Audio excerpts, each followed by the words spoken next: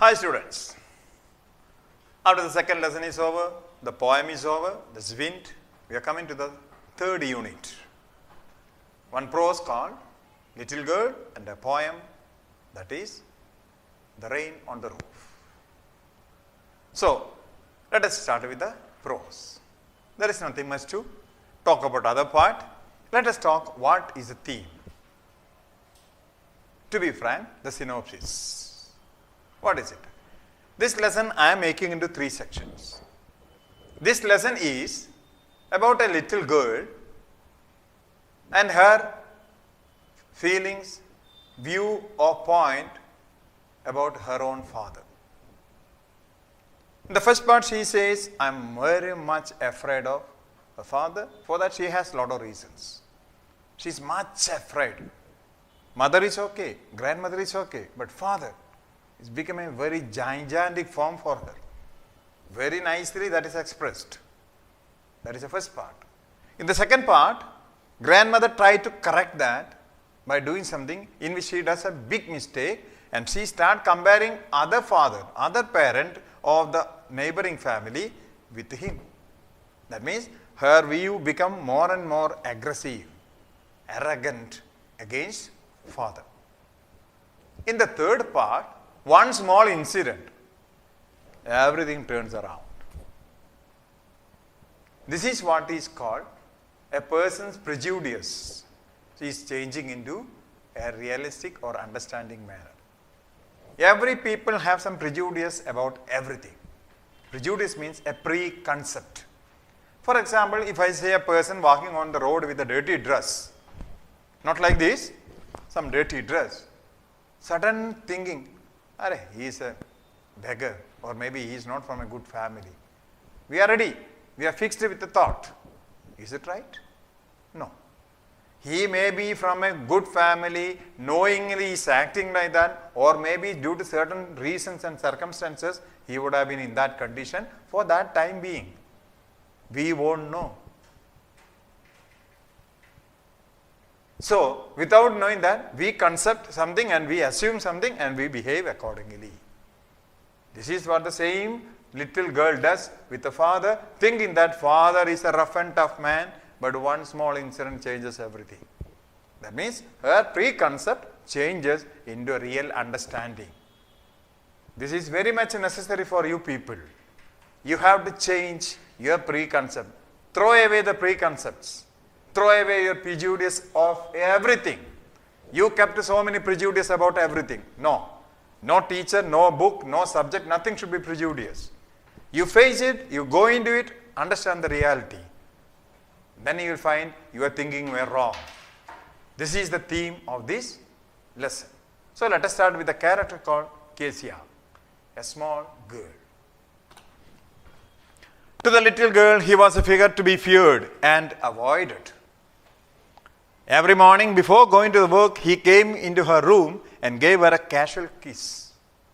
I don't know whether your parents are giving, but this is a story written by somebody else from European country. So it's a formal thing there or a casual thing that parents, when they go out for the work, they give a kiss onto the kids. To which she responded with, "Goodbye, father." And there was a glad sense of relief when she heard the noise of the carriage growing fainter and fainter down the long road. First paragraph is clearly giving how afraid she is. She says, he is a big figure for me. Every day morning before going to the work, he comes and gives me a casual kiss. Then she somehow says, "Bye, father," because she knows that he is going for the work. Formally, diplomatically, she said, "Goodbye, father." Not even bye, instead, "Goodbye, father," because she is much wanted to avoid him. And she feels relief when that man's carriage means vehicle. It can be a bullock cart, horse cart, it can be any vehicle. Anything that carries passengers is called carriage. Basically, it is a car. So, when she heard the noise of the carriage growing fainter and fainter. Fainter means weaker and weaker. Weaker and weaker of the sound means that particular thing is moving away from that area.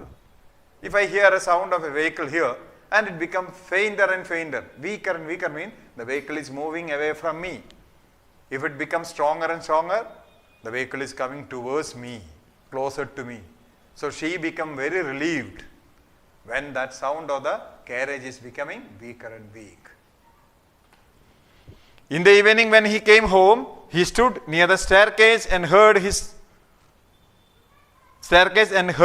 loud voice in the hall. Bring my tea into the drawing room. Hasn't the paper come yet? Mother, go and see if my paper's out there and bring me my slippers. He is like a big military person or a military officer. In the evening when he comes, she can hear. She is staying in the upstairs and she can hear in the down hall. He will enter. Where are my slippers? Where is my paper? Where's my tea? Is the paper didn't come till now?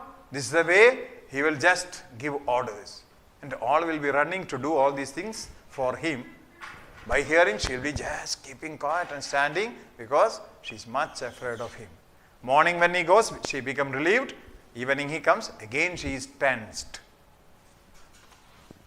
Kezia, mother would call to her. By the time mother used to call. If you are a good girl, you can come down and take off father's boot.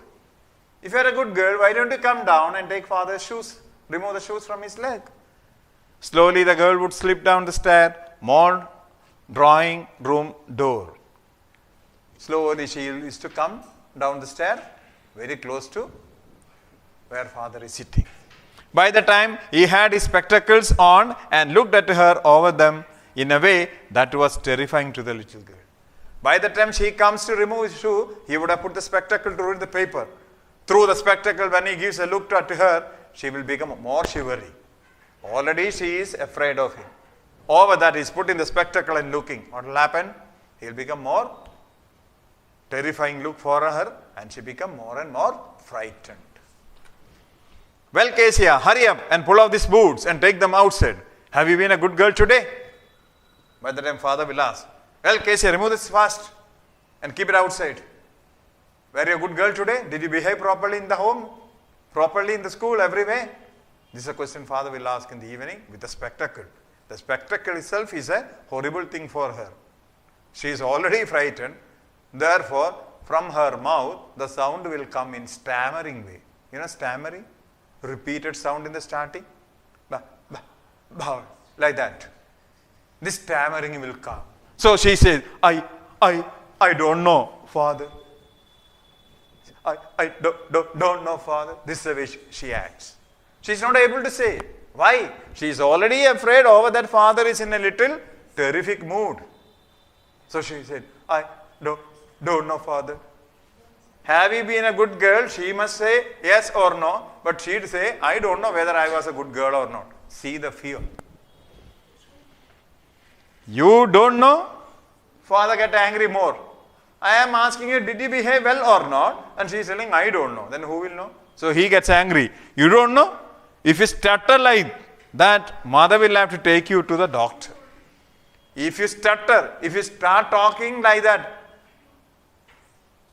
by stammering, the stammering is given another word is called stutter. That means repeating the sound again and again in the starting of the words.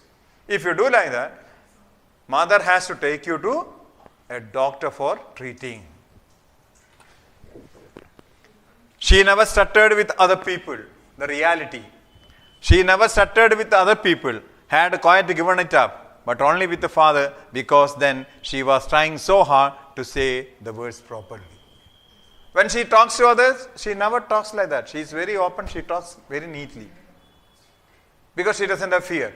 But with the father, she tried to talk properly. As she tried to talk properly, it is not coming from her heart. Instead, it is coming from her thinking. She start frightening, shivering, and it start coming out. Actually, with others, she stopped it. She know how to talk. She was having little problem and all that she has already given away. What's the matter? What are you looking so wretched about? Thinking all this, she is shivering and standing there. Father is again shouting, what's the matter? What are you looking like so wretched? Why are you looking like a sad, broken-hearted? Or in Hindi, they say, why are you looking like a Devadas? We used to ask your friends, no? Same way. What's the matter? What are you looking like so wretched about? Mother, I wish you taught this child not to appear on the brink of suicide. And he is calling his mother, that is her grandmother, and telling, Mother, this girl is in the shore of the suicide. She is almost going to suicide. That's what I feel. Here, Kezia, carry my teacup back to the table carefully. Telling that, come in. Mother, I think this girl is going to suicide. You see her? Broken-hearted face and broken-hearted way, she is standing there. Kezia, take this cup and go. Keep it on the table. He wants her to be very vigilant, strong and active.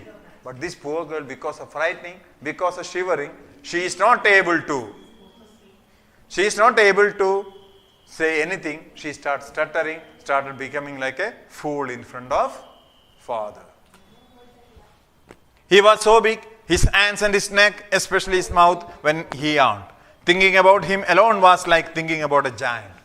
But for her, thinking about him itself is thinking about a giant. What's a giant? An imaginary huge superhuman.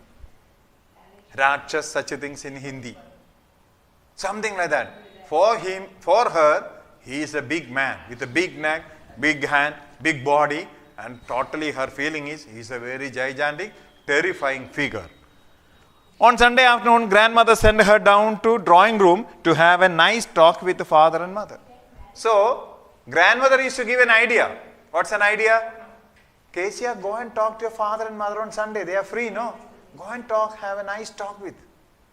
Kezia will think, okay, grandmother is telling, no, let me try. Sunday they are free. Let us see.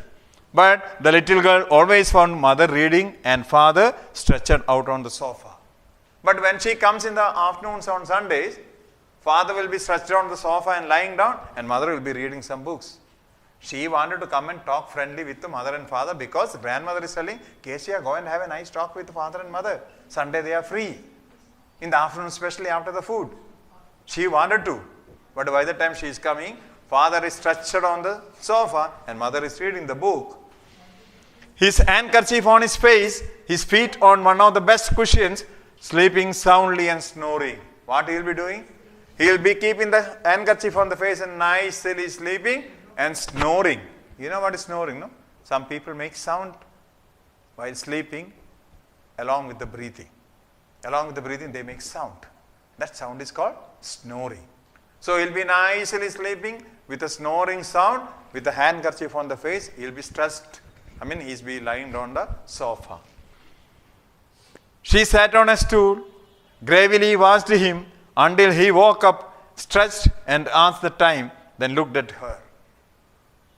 She sat on there waiting for him to wake up because she is afraid to call him. She wanted to talk. She sat and kept on looking at him because she is afraid when he is awake. So when he is sleeping, she keep on looking at him. Suddenly he got up, stretched the body like this and looked at her. Because he was sleeping nicely. He was snoring. So he got up, stretched the body like this and all. Again, he looked, why this girl is looking like this? So he's asking, don't stare so, Kezia. You look like a brown owl. Why are you looking like this? You are looking like an owl. You know what's an owl? Usually comes in the night with sharp eyes, scary eyes. Like that, Kezia is saying. Why she is looking like that? She is looking because she is afraid of him. She was keep waiting how to talk, how to have a nice talk. But this fellow got up from this thing. Suddenly he stretched and looked. Why are you looking like this? Don't stare me like that. You are looking like an owl. You can imagine the condition of this girl. This is what the first part says. The first part is saying this. So the first part of this lesson or this lesson is telling how much she is afraid of him. And in this, if she tried to do something, what can happen is the second part. So with this video is ending, and what happens to her? What happens to her is coming in the second video with some incident occurring in her life. That's all. Bye-bye.